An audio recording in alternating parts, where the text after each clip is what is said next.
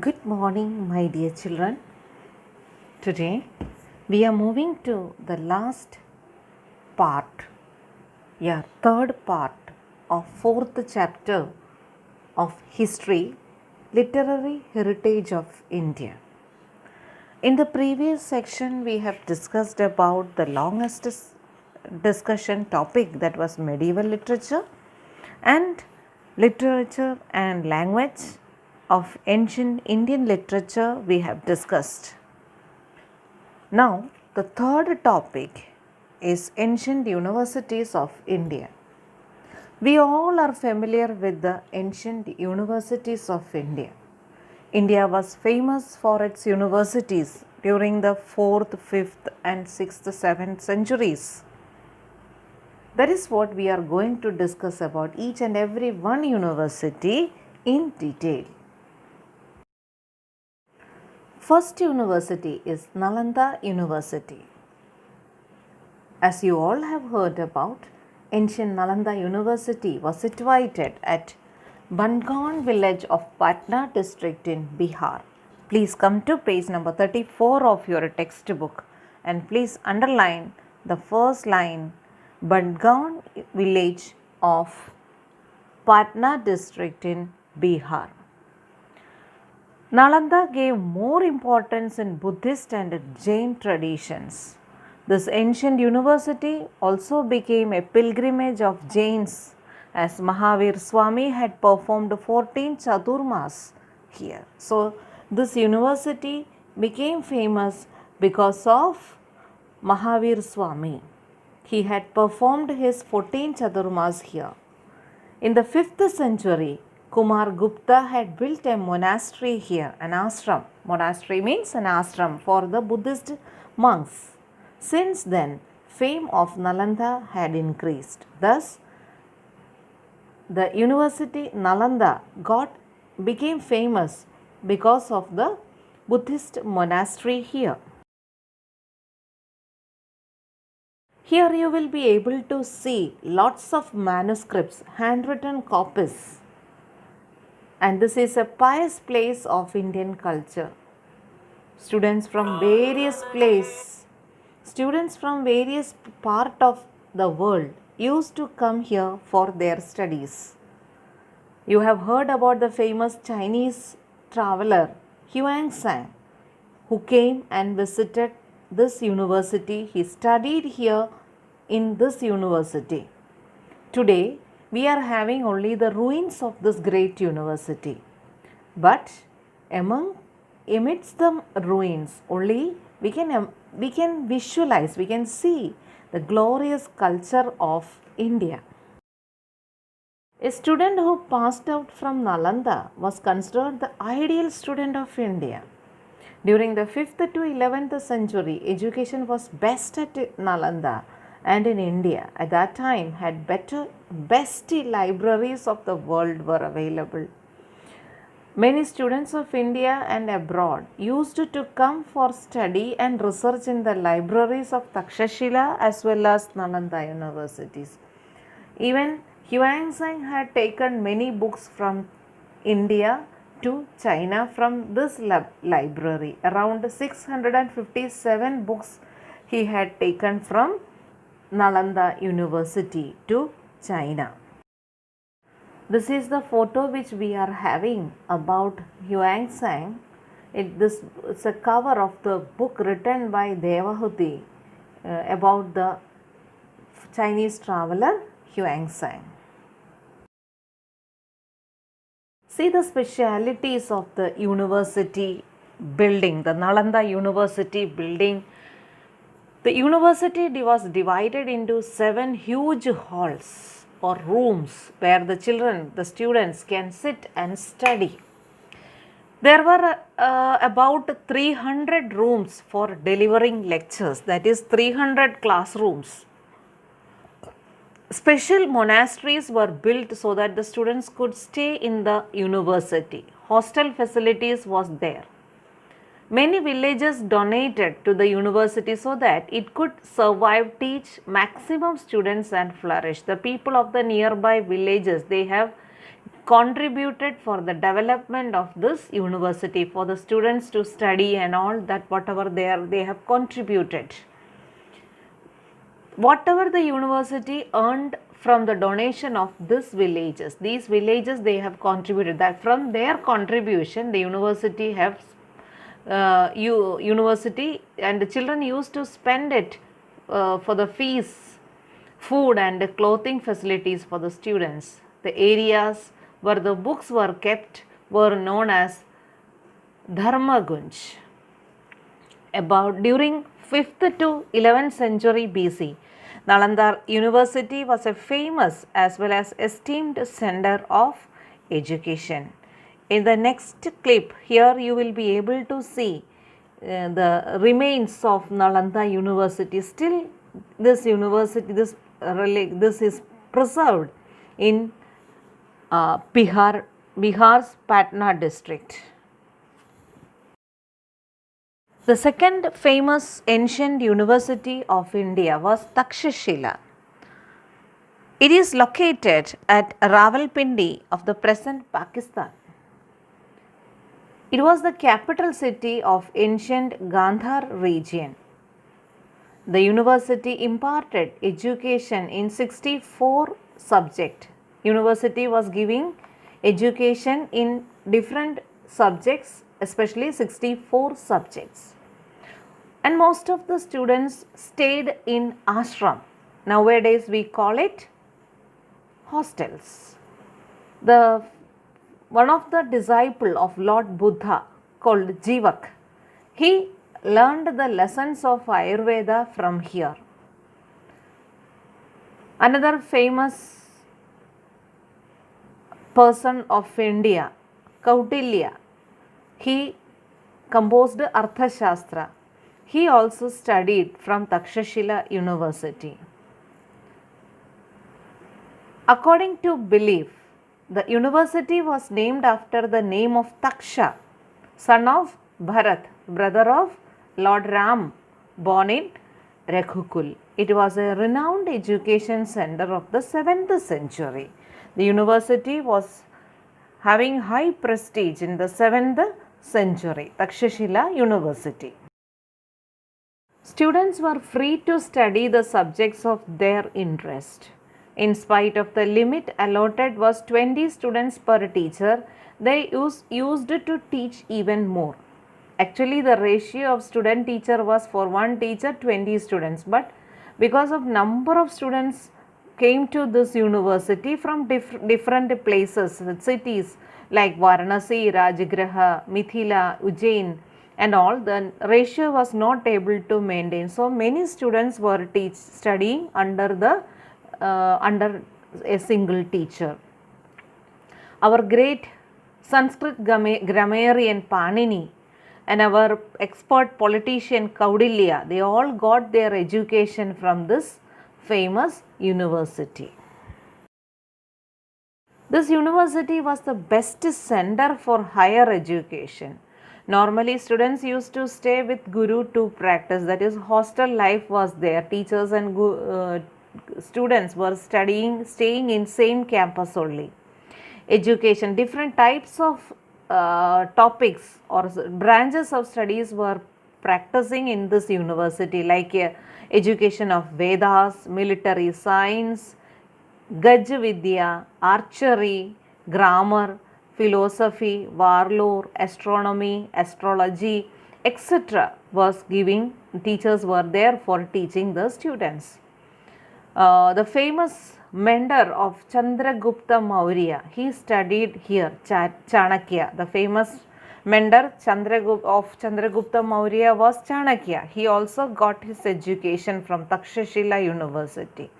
The Chinese traveler who visited Takshashila University in the 5th century was Fahian.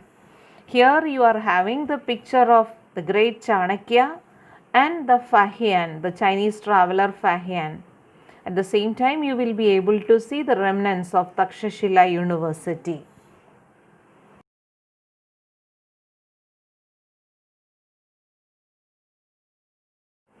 The third famous ancient university of India was Varanasi. Its another name or the old name was Kashi. This was not only a famous center of education but was also a famous center of pilgrimage during the 7th century. During the Upanishadic period, it grew as a religious center for the Aryan culture. The king of Varanasi, Ajatashatru, was a great philosopher of Upanishadic age and a great supporter of education. Vyas Samhita tells us that Maharshi Vedavyas had his ashram in Varanasi. Who is this Vedavyas?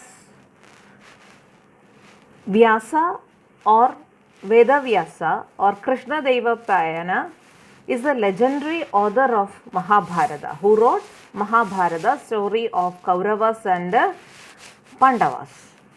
And this is the most important book in the Hindu tradition, or in the previous section, medieval section, we have studied about the great epics of India and the world's famous epic also. The festival of Guru Purnima is dedicated to Vedavyas. Lord Buddha chose Varanasi for propagating his preaching. Philosopher Adi Shankaracharya had moved to Kashi to adopt the new principles of Vedantas. Do you have any idea about Adi Shankaracharya?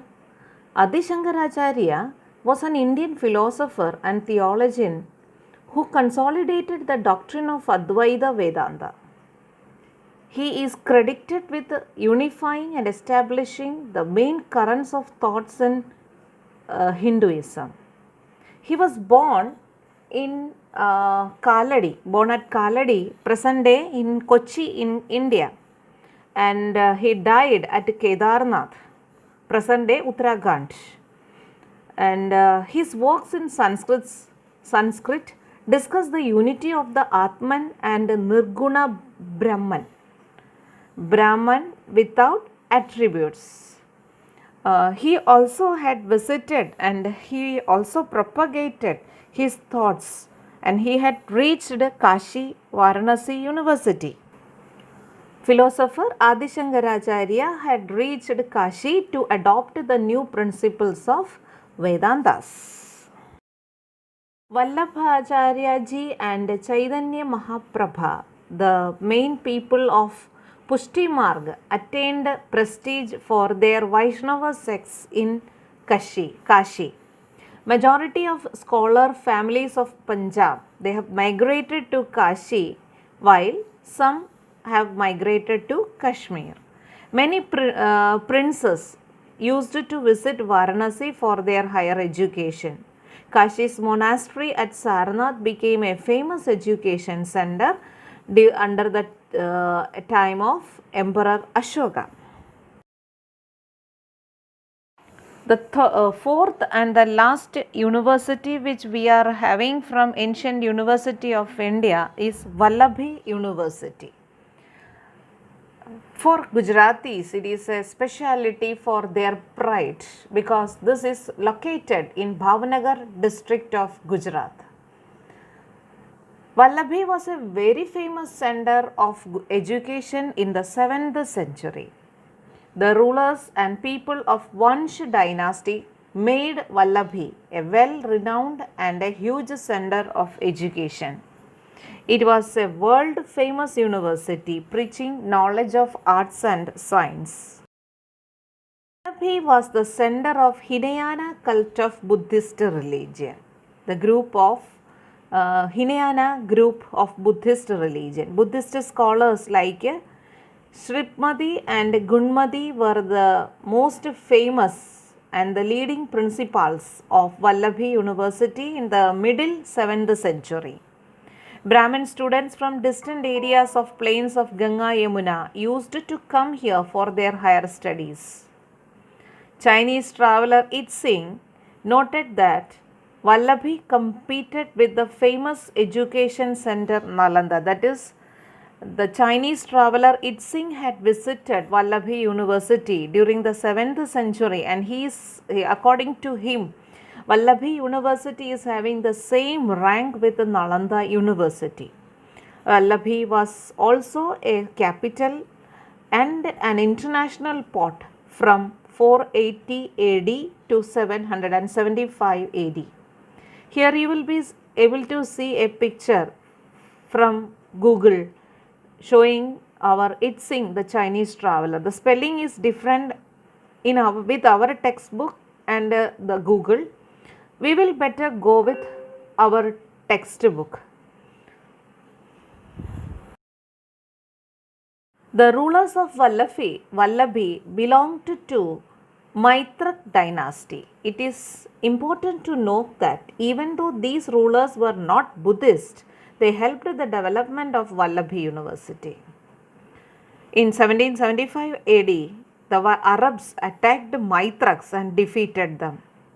This led to the destruction or closure of this university.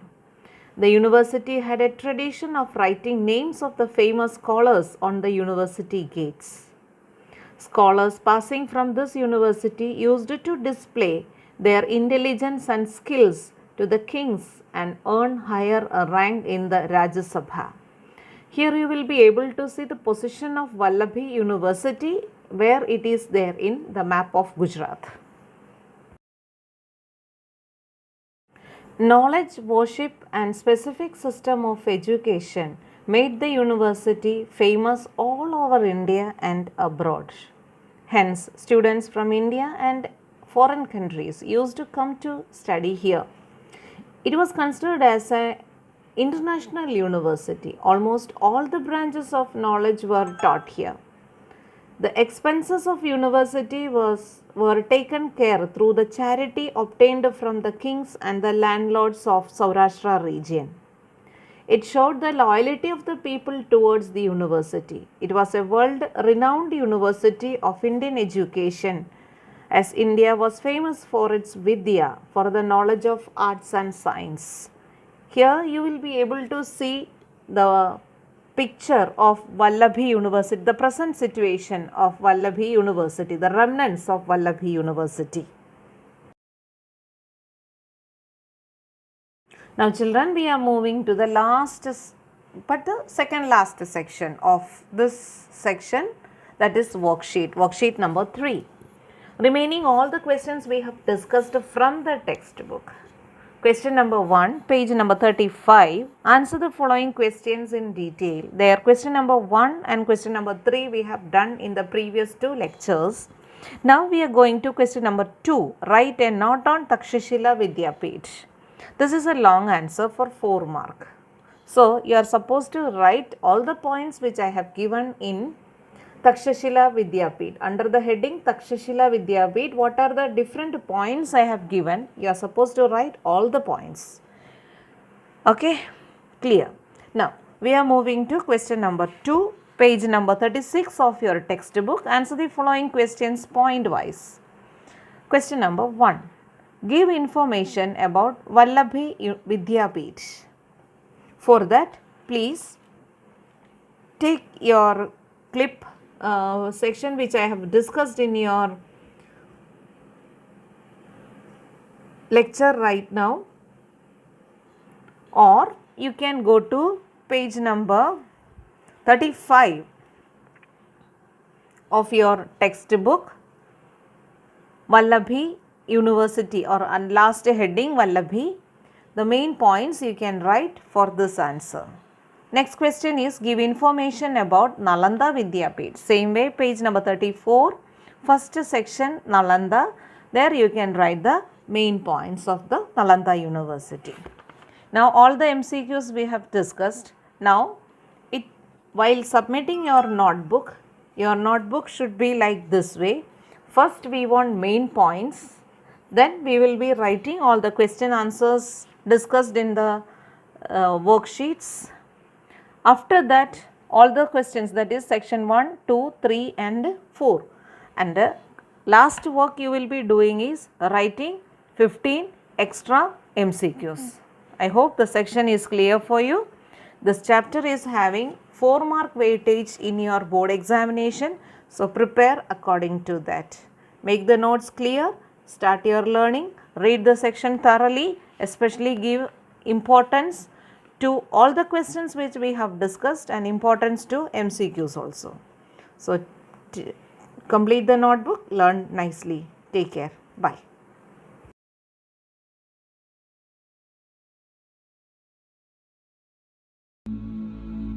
हम बचपन से ही सुनते आ रहे हैं कि भारत प्राचीन समय से ही विश्व गुरु रहा।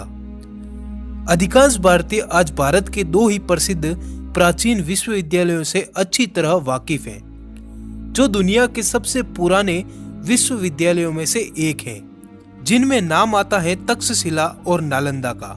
लेकिन क्या प्राचीन भारत में मात्र ये दो ही ज्ञान के केंद्र थे? वैदिक सभ्यता के समय से भारतीय समाज में शिक्षा को हमेशा से ही प्रमुखता दी जाती रही है। गुरुकुल और आश्रम सीखने के प्रमुख केंद्र हुआ करते थे और विकसित समय के साथ प्राचीन भारत में शिक्षा के बड़े केंद्र स्थापित किए गए, जिनमें से तक्षशिला और नालंदा आज भी सबसे प्रसिद्ध हैं। चलिए डिमांडिंग पंडित के साथ इतिहास के पन्नों में सिमट चुके उन प्राचीन विश्वविद्यालयों की यात्रा पर चलते हैं। तक्षशिला विश्वविद्यालय। तक्षशिला आज से 2700 साल पहले भारत का एक भव्य विश्वविद्यालय था, जिसे दुनिया का सबसे पुराना विश्वविद्यालय कहा जाता है। उस समय इस विश्वविद्यालय में दुनिया भर के 10,500 छात्र पढ़ाई करते थे। उस काल में इस विश्वविद्यालय में 64 तरह के विषय पढ़ाए जाते थे। देखिए इस फोटो में वर्तमान पाकिस्तान में स्थित तक्षशिला के कुछ बचे खुचे अवशेष। 5वीं सदी के श्रीलंका में लिखी गई बौद्ध कथाओं में तक्षशिला का विस्तार से वर्णन किया गया है। चीनी यात्री फा हियान और हेनसांग ने अपनी किताबों में इस विश्वविद्यालय को महान, भव्य, अकल्पनीय लिखा है। नालंदा विश्वविद्यालय। नालंदा की स्थापना 5वीं शताब्दी के प्रारंभ में आधुनिक बिहार में गुप्त वंश के सारदित्य द्वारा की गई थी। नालंदा विश्वविद्यालय में छात्रों और उनके शिक्षकों के लिए हॉस्टल की व्यवस्था थी, जो कि दुनिया का पहला हॉस्टल विश्वविद्यालय था। नालंदा विश्वविद्यालय में कई बड़े बड़े बरामदे और कक्ष बने थे, जहां उस काल में गुरु व्याख्यान दिया करते थे। कोरिया, जापान, चीन, तिब्बत, इंडोनेशिया, फारस और तुर्की जैसे देशों के छात्र इस विश्वविद्यालय में अध्ययन के लिए आया करते थे। नालंदा विश्वविद्यालय में हिंदू और बौद्ध धर्म के साथ साथ कई विषयों की महानतम किताबों का भंडार था। साल 1193 में इस विश्वविद्यालय को जला दिया गया था। 2010 में चीन, जापान, सिंगापुर की सरकारों ने नालंदा विश्वविद्यालय को पुनः बनवाने की बात कही, जिससे एशिया शिक्षा के मामले में यूरोप को टक्कर दे सके।